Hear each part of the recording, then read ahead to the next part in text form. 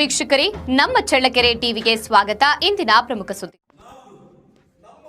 ಕಳೆದ 12 ವರ್ಷಗಳ ಶಾಸಕರ ಅವಧಿಯಲ್ಲಿ ನಡೆದ ಅಭಿವೃದ್ಧಿ ಕಾರ್ಯ ನೋಡಿ ಸಹಿಸಲು ಆಗದ ಬಿಜೆಪಿ ಮುಖಂಡರು ಸುಖಾಸುಮ್ಮನೆ ಆರೋಪ ಮಾಡುತ್ತಿದ್ದಾರೆ ಎಂದು ಬ್ಲಾಕ್ ಕಾಂಗ್ರೆಸ್ ಅಧ್ಯಕ್ಷ ಕೆ ವೀರಭದ್ರಪ್ಪ ಬಿಜೆಪಿ ನಾಯಕರಿಗೆ ತಿರುಗೇಟು ನೀಡಿದ್ದಾರೆ. ಅವರು ನಗರದ ಪ್ರವಾಸಿ ಮಂದಿರದಲ್ಲಿ ಆಯೋಜಿಸಿದ್ದ ಪತ್ರಿಕಾಗೋಷ್ಠಿಯಲ್ಲಿ ಮಾತನಾಡಿ, ಬಿಜೆಪಿ ಮುಖಂಡರು ಪತ್ರಿಕಾ ಹೇಳಿಕೆ ನೀಡುವ ಭರಾಟೆಯಲ್ಲಿ ಬಾಯಿಗೆ ಬಂದದ್ದನ್ನ ಮಾತನಾಡುತ್ತಿದ್ದಾರೆ. ಕ್ಷೇತ್ರದಲ್ಲಿ ಕಳೆದ 12 ವರ್ಷಗಳಿಂದ ಯಾವುದೇ ಅಹಿತಕರ ಘಟನೆ ನಡೆದಿಲ್ಲ. ಕಾರಣ ಶಾಸಕರ ಆಡಳಿತ ವ್ಯವಸ್ಥೆ ಆಗಿದೆ.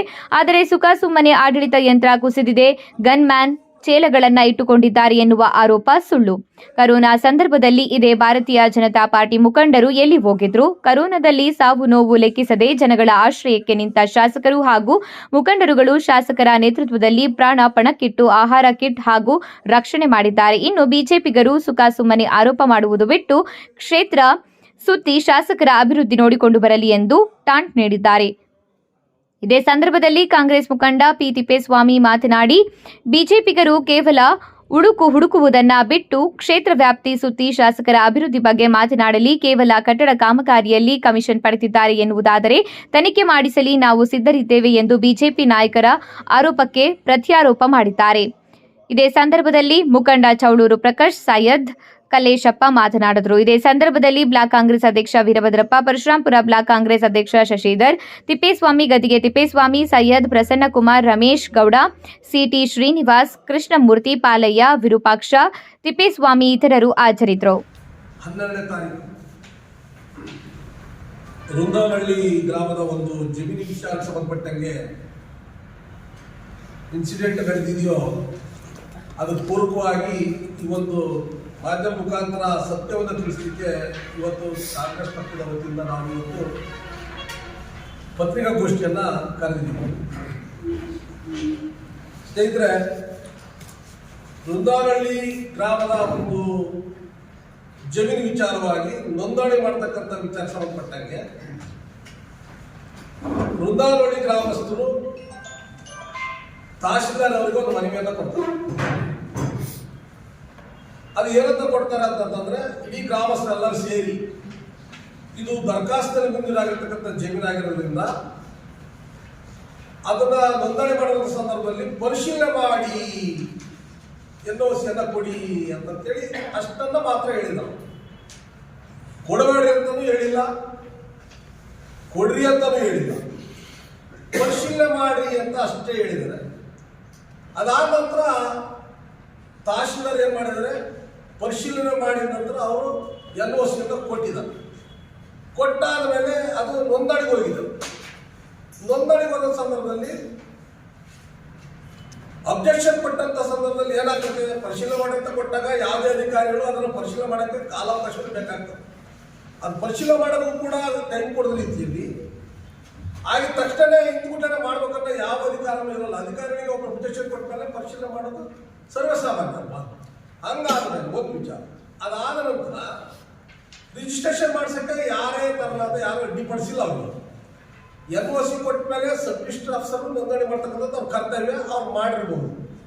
ಇದನ್ನ ಎಲ್ಲ ಬಿಟ್ಟು ಏನ್ ತಂದ್ರಲ್ಲಿ ಅಬ್ಜೆಕ್ಷನ್ ಮಾಡಿ ಅದನ್ನು ನೋಂದಣಿ ಮಾಡಬೇಡ್ರಿ ಅಂತಕ್ಕಂಥ ಮಾತನ್ನ ಯಾರು ನಮ್ಮ ಅಂಗರಕ್ಷಕರು ಹೇಳಿದ್ರು. ಈಗ ಒಂದು ವೇಳೆ ತಮ್ಮ ಗಮನಕ್ಕೆ ನಾವು ಹೇಳೋದು, ನಮ್ಮ ಶಾಸಕರ ಒಬ್ಬ ಅಂಗರಕ್ಷಕರಾಗಿರೋದ್ರಿಂದ ಯಾರು ಹಳ್ಳಿಯಿಂದ ಸಾಕಷ್ಟು ಫೋನ್ಗಳನ್ನ ನಮ್ಮ ಶಾಸಕರು ಮಾಡೋದು ಸಹಜ. ಸಮಸ್ಯೆಗಳಿದ್ದಾಗ ಹೇಳಿದಾಗ ಪ್ರತಿಯೊಂದು ಶಾಸಕರು ಪ್ರತಿಯೊಂದು ಅಧಿಕಾರಿಗಳ ಹತ್ರ ಟೇಬಲ್ ಹೋಗಿ ಯಾವ ಶಾಸಕರು ಕೆಲಸ ಮಾಡೋಕ್ಕಾಗಲ್ಲ. ಅವ್ರು ಯಾರು ಆತ್ಮಸಹಾಯಕರಿಗಾಗಲಿ ಅಥವಾ ಮುಖಂಡರುಗಳಿಗಾಗಲಿ ಅಥವಾ ಅಂಗರಕ್ಷಕರಿಗಾಗಲಿ ಈ ತರ ಒಂದು ಇದೆ ಚೂರು ಅಟೆಂಡ್ ಮಾಡಪ್ಪ ಅಂತ ಹೇಳೋದು, ಲೋಕರು ಹಿಡಿಯೋದು ಎಲ್ಲರೂ ಮಾಡ್ತಕ್ಕಂಥ ಜನಪ್ರತಿನಿಧಿಗಳು ಮಾಡ್ತಕ್ಕಂಥ ಕೆಲಸನೇ ನಮ್ಮ ಸಾಹೇಬರು ಮಾಡಿರ್ಬೋದು.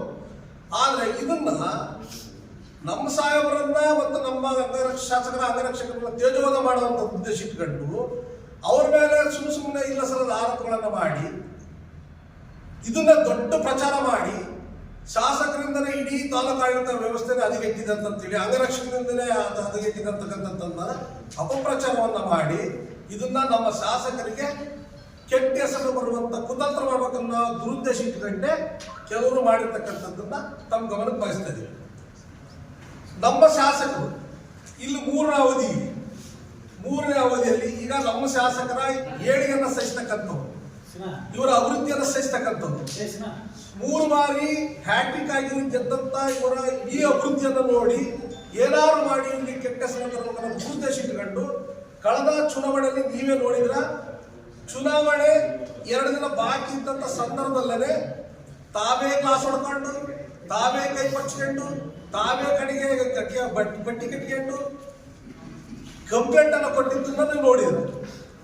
ಅದು ಇವತ್ತು ಕೋರ್ಟಲ್ಲಿ ಕೇಸ್ ಇದೆ. ಅದು ಏನಾಗಿದೆ ಎಂಬುದು ಕೂಡ ಮುಂದಿನ ನಿಮ್ಗೆ ಗಮನ ತರ್ತೀವಿ. ಅದನ್ನು ಒಂದು ಅದಾದ ನಂತರ ಅವ್ರದೇ 21 ಇಸ್ವಿಲಿ ಸರ್ಕಾರ ಇತ್ತು, ಇವನ ಹೋಗಿ ಹೊಡೆದ್ಬಿಟ್ಟು ಹಿಡ್ಕೊಂಡು ಆಫೀಸ್ನಲ್ಲಿ ನಿಂತು ಆನ್ ಡ್ಯೂಟಿಲಿ ಇದ್ದಂತ ಒಬ್ಬ ಅಧಿಕಾರಿನ ಮ್ಯಾನೇಜ್ ಮಾಡಿದ ಮೇಲೆ ಅವತ್ತು ಒಂದು ಬೇರೆ ಪರಿಣಾಮ ತಿರುಗ್ತಾ ಇತ್ತು. ಅವತ್ತು ಒಂದು SC/ST ಜಗಳ ಅಂತಕ್ಕಂಥ ಒಂದು ಕ್ರಿಯೇಟ್ ಆಗ್ತಿತ್ತು. ಆದ್ರೆ ನಮ್ಮ ಸಾಹೇಬರು ಅದಕ್ಕೆ ಆಸ್ಪದ ಪಡೆದ ರೀತಿಯಲ್ಲಿ ಒಬ್ಬ ಅಧಿಕಾರಿ ಮೇಲೆ ಮಾಡಿರ್ತಕ್ಕಂಥದ್ದು ಪಕ್ಷದವರು ಅಂತ ಹೇಳಿ ಅವತ್ತೇ ತಂಗಿ ಎದ್ದಂಥ ಸಮುದಾಯದ ಸಮಾಧಾನ ಮಾಡಿ ಇಡೀ ಕ್ಷೇತ್ರದಲ್ಲೇ ಕೂಡ ಅಂತ ಅಹಿತಕರ ನಡಿಬಾರದು ಅನ್ನೋ ಉದ್ದೇಶಕ್ಕೆ ನಮ್ಮ ಸಾಹೇಬರು ಶಾಂತಿಯನ್ನು ಕಾಪಾಡಿ ಅವತ್ತು ಅಲ್ಲೊಂದು ಕಡೆ ರಕ್ಷಣೆ ಆಯಿತು.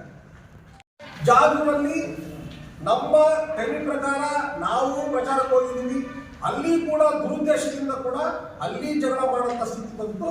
ಆದ್ರೆ ಎಲ್ಲೂ ಕೂಡ ನಮ್ಮ ತಾಳ್ಮೆಯನ್ನ ಕೆಡದಲ್ಲೇ ನಮ್ಮ ಶಾಸಕರು ಇದನ್ನ ಬಹಳ ವ್ಯವಸ್ಥಿತವಾಗಿ ಇಡೀ ಕ್ಷೇತ್ರದ ಸುತ್ತಾಡಿ ಇಡೀ ಜನಗಳ ಮನವನ್ನು ಗೆದ್ದಂತ ಕೆಲಸವನ್ನು ಮಾಡಿದ್ರು. ಆಮೇಲೆ ಇಡೀ ಕ್ಷೇತ್ರದಲ್ಲಿ ನಾವು ನೀವು ನೋಡಿದಾಗೆ 15-13 ವರ್ಷ 12 ವರ್ಷ 3 ವರ್ಷ ರನ್ನಿಂಗ್ನಲ್ಲಿ ಶಾಸಕರ ಅಭಿವೃದ್ಧಿ ಮತ್ತು ಆಮೇಲೆ ಅವರ ಇಡೀ ಕ್ಷೇತ್ರದ ಎಲ್ಲ ಸರ್ವ ಜನಾಂಗತೆ ವರ್ತಿಸತಕ್ಕಂಥ ಪ್ರೀತಿಯನ್ನ ಯಾರೂ ಶೈಕ್ಷಣಿಕವಾಗಿರ್ತಕ್ಕಂಥವ್ರು ಇವತ್ತು ಕಿಡಿಗೇಡಿತನವನ್ನು ಮಾಡಕೊಂಡಿದ್ದಾರೆ.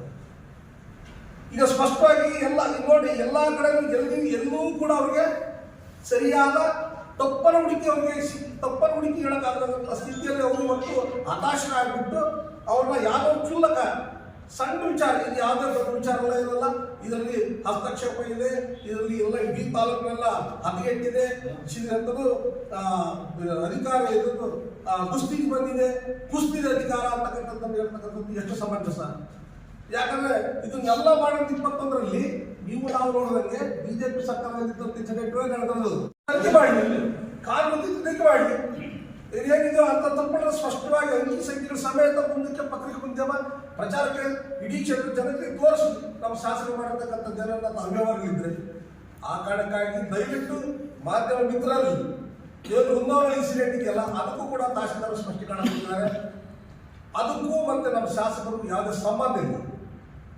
ಹಿಂಗಾಗಿ ಈ ಪತ್ರಿಕೆ ಮಾಧ್ಯಮದ ಉದ್ದೇಶ ಇಷ್ಟೇ, ನಾವು ಶಾಸನ ಮಾಡತಕ್ಕಂಥದ್ರ ಬಗ್ಗೆ ವಿನಾಕಾರಣ ಅವತ್ತೇ ಹೇಳಿದ್ರು ಸಾಹೇಬ್, ಯಾವತ್ತು ಮನವಿಯನ್ನ ಕೊಟ್ಟಿದ್ದಾರೋ ಅವತ್ತೇ ತಹಶೀಲ್ದಾರ್ಗೆ ಅದು ಪರಿಶೀಲನೆ ಮಾಡಿ ಅದಕ್ಕಿಂತ ಕೊಡ್ರಿ ಅಂತ ಹೇಳಿದ್ರು. ಅಂದ್ಬಿಟ್ಟು ಕೊಡಬೇಡಿ ಅಂತ ಎಲ್ಲೂ ನಮ್ಮ ಶಾಸಕರು ಗಮನಕ್ಕೆ ಬಂದೇ ಇಲ್ಲ. ಆ ಥರ ಇದ್ರೆ ಫೋನ್ ಕಾಣಿಸ್ಕೊಂಡ್ರೆ ಬಿಟ್ಟೆ ಹೇಳ್ಬೋದು, ನಮ್ಮ ಶಾಸಕ ಹೇಳಿದ್ದಾಗಿರ್ಬೋದು, ಗನ್ಮೇಲೆ ಹೇಳಿದ್ದಾಗಿರ್ಬೋದು, ಯಾರನ್ನ ಒಂದು ವೇಳೆ ಮಾಧ್ಯಮ ಮುಖಾಂತರ ಫೋನ್ ಮುಖಾಂತರ ಯಾಕಂದ್ರೆ ಫೋನ್ ಕೊಟ್ಟಿಲ್ಲ ನಂಬರ್ಗಳೆಲ್ಲ ಕೊಡ್ಲಿಬೇಕಾದ್ರೆ ಹೇಳಿದ್ರೆ ಈ ತರದ ಪ್ರಶ್ನೆಗಳನ್ನ ವಿನಾಕಾರಣ ಒಬ್ಬರ ಮೇಲೆ ತಳ್ಳಿ ಓದಿಸಂತ ಕೆಲಸಗಳನ್ನ ಮಾಡಬಾರ್ದು ಅಂತಕ್ಕಂಥದ್ದೇ ನಮ್ಮ ಪಕ್ಷದ ವತಿಯಿಂದ ಒಕ್ಕೂಟದಿಂದ ಒಂದು ಅಭಿಪ್ರಾಯ. ಅಭಿವೃದ್ಧಿ ಆಗಿರ್ಬೋದು, ರಾಜಕಾರಣ ಆಗಿರ್ಬೋದು.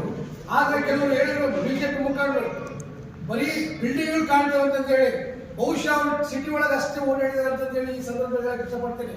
ಅವ್ರು ಹಳ್ಳಿಗೆ ಹೋಗಿ ನೋಡ್ಲಿ, ಗ್ರಾಮದಲ್ಲಿ ನೋಡ್ಲಿ, ಪ್ರತಿಯೊಂದರಲ್ಲೂ ಕೃಷಿ ಕ್ಷೇತ್ರದಿಂದ ಹಿಡಿದು ಎಲ್ಲ ಹಂತದಲ್ಲೂ ಕೂಡ ರಸ್ತೆಗಳಾಗಿರ್ಬೋದು, ಸಮುದಾಯ ಭವನಗಳಾಗಿರ್ಬೋದು, ಆರೋ ಪ್ಲಾಂಟ್ಸ್ಗಳಾಗಿರ್ಬೋದು, ಎಲ್ಲವೂ ಅಭಿವೃದ್ಧಿ ಅಂತ ಬಂದಾಗ ನಮ್ಮ ಸಾಹೇಬರು ಎತ್ತಕ್ಕಾಗಿ ಜೊತೆಗೆ ಕರ್ನಾಟಕದಲ್ಲಿ ನಮ್ಮ ಹೋಗಿ ಅಂತಂದೇಳಿ ಹೇಳೋದಕ್ಕೆ ಈ ಸಂದರ್ಭದಲ್ಲಿ ಇಷ್ಟಪಡ್ತೀನಿ.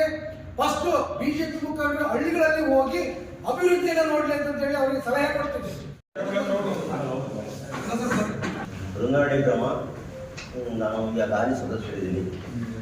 ನಾನು ಸುಮಾರು ಬಗಲವಳ್ಳಿ ದಿವಸ ನಮ್ಮ ಮಜರೆ ಗ್ರಾಮ ಬೃಂದಾವಣಿ, ಈಗ ಅಲ್ಲಿ ಆ ತಂದೆ ಗ್ರಾಮ ಆಗಿತ್ತು, ನಾನು ಬಂದಿಲ್ಲ. ಅಲ್ಲಿ 49/2 ಪಾರ್ವತಮ್ಮ ಪಾರ್ಲಿಂಗಪ್ಪ ಶಿವಲಿಂಗಮ್ಮ ಪಾರ್ಲಿಂಗಪ್ಪ ಅಂತ ಜಮೀನು 8 ಎಕರೆ ನಮ್ಮ ಪೂರ್ವಿಕರು ಅವರಿಗೆ ಕೊಟ್ಟಿದ್ದಾರೆ, ಸರ್ಕಾರ ಮುಖಾಂತರ ಕೊಟ್ಟಿದ್ದಾರೆ, ಇಲ್ಲ ಅಂತ ಹೇಳಲ್ಲ. ಅದು 49/2 ತಿರ್ಗಿ 50, 51 ಇವೆಲ್ಲ ಸೇಮ್ ಒಂದೇ ಸರಿ ನಂಬರ್ಗೆ ಸೇರ್ತಕ್ಕಂಥದ್ದು. ನಾನು ಒಂದ್ಸರಿ ತಹಶೀಲ್ದಾರ್ ಆಫೀಸ್ ಹೋದಾಗ ಸರ್ ಈಗ ಮಾರಾಟ ಮಾಡ್ತಾರಂತೆ, ಮತ್ತೆ NMC ಕೇಳ್ತಾರೆ, NMC ಹೇಳಿ ಹೇಳಿದೆ. ಅವರೇನು ಹೇಳಿದ್ರು, ಸಾಗುವಳಿ ಇದ್ರೆ ಮತ್ತೆ NOC ಕೊಡಕ್ಕೆ ಬರುತ್ತೆ, ಇಲ್ಲಾಂದ್ರೆ ಕೊಡಕ್ಕೆ ಬರಲ್ಲ, ರಿಜಿಸ್ಟ್ರೇಷನ್ ಆಗಲ್ಲ, ಉಚಿತ ಆಗಲ್ಲ ಅಂತ ಹೇಳಿದ್ರು. ಮತ್ತು ಎಲ್ಲ ಸೇಮ್ ಒಂದೇ ಅಲ್ಲ. ಅದಕ್ಕೆ ನಾನೊಬ್ಬ ಗ್ರಾಮ ಪಂಚಾಯತ್ ಸದಸ್ಯನಾಗಿ ಮತ್ತೆ ಕೇಳೋದ್ರಲ್ಲಿ ತಪ್ಪೇನಿಲ್ಲ. ನಾನು ಮೊದಲೂ ಕೇಳಿಲ್ಲ. ಕೆಲವರು 12/1/26 ನಾವು ಗ್ರಾಮದಲ್ಲಿ 20-25 ಜನ ಸೈನ್ ಮಾಡಿ ನಾವು ಕೊಟ್ಟಿರ್ತಕ್ಕಂಥ ಕೊಟ್ಟಲ್ಲಿ ನಾವು 12ನೇ ತಾರೀಕು ನನಗೆ ಗೊತ್ತಾಯ್ತು ಇವರು 16ಕ್ಕೆ 17ನೇ ತಾರೀಕು ರಿಜಿಸ್ಟ್ರೇಷನ್ಗೆ ಹೋಗ್ಬೇಕು ಅಂತ.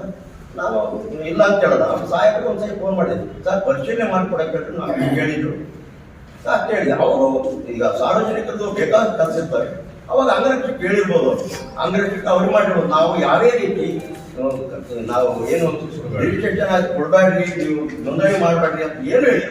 ಸಬ್ ಡಿವಿಷನ್ಗೆ ನಾವು ಏನು ಹೇಳಿಲ್ಲ, ನಾನು ನೋಡಿಲ್ಲ ಸಬ್ ಡಿವಿಷನ್, ಇವತ್ತು ನೋಡಿಲ್ಲ ನಾವು. ಅಷ್ಟು ಅನ್ಬಿಟ್ರೆ ಹಂಗೆ ಆ ನೋಂದಣಿ ಅಧಿಕಾರಿ ಅಲ್ಲಿ ಆಫೀಸ್ನಲ್ಲಿ ನಾನು ಮೊದಲೇ ಫ್ರೆಂಡ್ ಮಾಡಿ ಸಿಕ್ಕಾಪಟ್ಟೆ ನಾನು ಮುಂಡ ಕಡಿತೀನಿ. ಇವರು 4 ಜನ, ಲೋಕೇಶ್ ಅಂತ, ತಿರ್ಗಾ ಅವ್ರ ಮನೆಯವರು ಶಿವಲಿಂಗಮ್ಮ, ಅವ್ರ ಮಗ ಮೋಹನ್, ತಿರ್ಗಾ ಮಧು ಅಂತ ಯಾರು ಅವ್ರು ನಮ್ಮೂಡನೆ, ಅವರೆಲ್ಲ 7 ಜನ ಇದ್ರು. ಅವರು 7 ಜನ 4 ಜನ ಸಿಕ್ಕಾಪಟ್ಟೆ ನೀವು ಮಾಧ್ಯಮದಾಗೆಲ್ಲ ನೋಡಿರ್ತೀರ.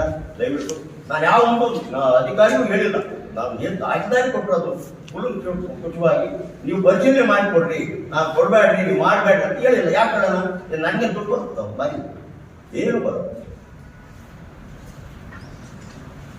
ಇಷ್ಟನ್ನ ರಾಜ್ಯಾಂತವಾಗಿ ಮುಂಡ ಕಡಿತು ಅಂತ ಯಾವಾಗ ಹೇಳಿಲ್ಲ. ನಾನು ಮಾಧ್ಯಮಕ್ಕೆ ನಾನು ತಗೊಂಡು ನಾನು ಕಂಪ್ಲೇಂಟ್ ಮಾಡಿದ್ದೆ, FIR ಆಗಿದೆ. ಮತ್ತು ನಾನೇನೇನು ಮಾಡೋಣ, ನಾನು ವಾರಕ್ಕೆ 4 ಸರಿ ಕೆಳಗೆ ಬರ್ತಿರ್ತೀನಿ ಸಾರ್ವಜನಿಕರಿಗಾಗಿ. ಮತ್ತು ಎಲ್ಲರೂ ನನ್ನ ವಯಸ್ಸಾಗಿ 67 ವರ್ಷ ನನ್ನ ವಯಸ್ಸು. ನಾನು ಯಾರು ಮುಂದ್ಕೊಂಡು ನಾನೇ ಮಾಡೋಣ. ನಾನು 2 ಮಕ್ಕಳ ಗತಿಯ ನನಗೆ ಯಾರು ಜವಾಬ್ದಾರಿ, ಯಾರು ಬಳಿ ಏನು ಅಂದ್ರೆ ಏನಿವತ್ತು ಯಾವ ಒಂದು ವಿಚಾರವನ್ನು ತೆಗೆದುಕೊಂಡು ಬಹಳ ಏನೋ ದೊಡ್ಡ ಇದೇ ನಡೆದೋಗ್ಬಿಟ್ಟಿದೆ ಅಂತಕ್ಕಂಥ ರೀತಿಯನ್ನು ಬಿಂಬಿಸ್ತಕ್ಕಂಥ ಒಂದು ಪ್ರಯತ್ನವನ್ನ ಭಾರತೀಯ ಜನತಾ ಪಕ್ಷದ ಮುಖಂಡರು ಮಾಡ್ತಿದ್ದಾರೆ. ಅವರು ಈ ಹಿಂದೆ ಇದೇ ಶಾಸಕರು ಕ್ಷೇತ್ರದಲ್ಲಿ ಇದ್ದಾಗ, ಇದೇ ಕೊರೋನಾ ಬಂದಾಗ ಜನಗಳ ಕಷ್ಟಕ್ಕೆ ಯಾರು ಎಲ್ಲೂ ಬಯಲಿಗೆ ಬರಲಿಲ್ಲ. ಅದೇ ಕೊರೋನಾದಲ್ಲಿ ಅಂಗವಿಕಲರಿಗೆ, ಅಂಗನವಾಡಿಯವರಿಗೆ, ಮತ್ತೊಬ್ಬರಿಗೆ ಕಿಟ್ಗಳು ಕೊಡುವಂತ ವ್ಯವಸ್ಥೆಯನ್ನ ಶಾಸಕರು ಮಾಡುವಂತ ಸಂದರ್ಭದಲ್ಲಿ ಅವರು ವಿರೋಧ ಪಕ್ಷದಲ್ಲಿದ್ದಾಗ ನಮ್ಮ ಪಕ್ಷ ಜನಗಳಿಗಾಗಿ ಧ್ವನಿ ಎತ್ತುತ್ತೆ ಅಂತೇಳಿ ಖಂಡಿತವಾಗಲು ಅಂತ ಅತ್ಯಂತ ದಾರುಣ ಪರಿಸ್ಥಿತಿ ಇದ್ದಂತ ಕೊರೋನಾದಲ್ಲಿ ಕೂಲಿಕಾರರಿಗೆ ಮತ್ತೊಬ್ಬರಿಗೆ ಯಾವ ನೆರವು ಕೊಡೋದಕ್ಕೆ ಯಾವ ಮುಖಂಡರು ಮುಂದೆ ಬರಲಿಲ್ಲ ಬಂಧುಗಳೇ. ಆಮೇಲೆ ನಮ್ಮ ಮನವಿ ಏನು ಅಂತಂದ್ರೆ, ಏನಿವತ್ತು ಈ ಒಂದು ಪತ್ರಿಕಾಗೋಷ್ಠಿಯ ಮೂಲಕ ನಾವು ಹೇಳೋದಕ್ಕೆ ಇಷ್ಟಪಡೋದು ರಾಜಕೀಯ ದ್ವೇಷವನ್ನ ಬಯಸೋದಿಲ್ಲ. ಟಿ ರಘುಮೂರ್ತಿ ಅವ್ರು ಹೇಳೋದು ಒಂದೇ ಮಾತು, ನನಗೆ ಓಟ್ 4 ಕಡಿಮೆ ಆಗಿ ಹೇಳಿದಾಗೆ ಕೋಮು ಸಾಮರಸ್ಯ ಇರ್ಬೇಕು, ಹಳ್ಳಿ ತರ ಹೊಡೆದಾಡಿಕೆ ಬೇಡ್ರಿ, ಶಾಂತಿ ಕಾಪಾಡ್ಕೊಳ್ಳಿ ಅಂತಕ್ಕಂಥ ಮನವಿಯನ್ನ ಬಹಿರಂಗ ಸಭೆಯಲ್ಲಿ ಹೇಳಿದ್ದಾರೆ. ಅವರು ಓಟ್ ಬರದೇನಂತ ಅಪರಾಧ ಅಭಿವೃದ್ಧಿ ಮಾಡೋದಕ್ಕೆ ಇಡೀ ಪರಿಶ್ರಮ ಹೋಗ್ಲಿ ಅಂತ ಅವರಿಗೆ ಮತಗಳು ಕಡಿಮೆ ಆದ್ರೂ ನನ್ನ ಸೇವೆನೇ ಬೇರೆ, ಮತಗಳ ಗಳಿಕೆನೇ ಬೇರೆ. ಚುನಾವಣೆ ಬಂದಾಗ ರಾಜಕೀಯ ಮಾಡುವ ಅಭಿವೃದ್ಧಿ ವಿಚಾರ ಎಲ್ಲರೂ ಅನುಕೂಲ ಮಾಡಬೇಕು ಅಂತೇಳಿ ಶೈಕ್ಷಣಿಕ ಕ್ಷೇತ್ರದಲ್ಲಿ, ಕೃಷಿ ಕ್ಷೇತ್ರದಲ್ಲಿ, ಸಾಮಾಜಿಕ ಕ್ಷೇತ್ರದಲ್ಲಿ, ಆರೋಗ್ಯ ಕ್ಷೇತ್ರದಲ್ಲಿ ಅನೇಕ ಅಭಿವೃದ್ಧಿ ಕಾಮಗಾರಿಗಳನ್ನು ಮಾಡಿರ್ತಕ್ಕಂಥದ್ದನ್ನ ನಾವೇಳೋದು ಬೇಡ, ಅದನ್ನು ಜನ ನೋಡಿ 3ನೇ ಬಾರಿ ಗೆಲ್ಲಿಸಿರ್ತಕ್ಕಂಥದ್ದನ್ನು ಮಾನ್ಯ ಪತ್ರಕರ್ತರು ನಿಮ್ದು ಅದರಲ್ಲಿ ಸಹಕಾರ ಇದೆ ಅಂತಕ್ಕಂಥ ಮಾತನ್ನ ನಾನು ಈ ಸಂದರ್ಭದಲ್ಲಿ ಹೆಮ್ಮೆಯಿಂದ ಹೇಳೋದಕ್ಕೆ ಇಷ್ಟಪಡ್ತೀನಿ ಬಂದು. ಆಮೇಲೆ ಅವ್ರ ದೊಡ್ಡತನಕ್ಕೆ ಸಾಕ್ಷಿ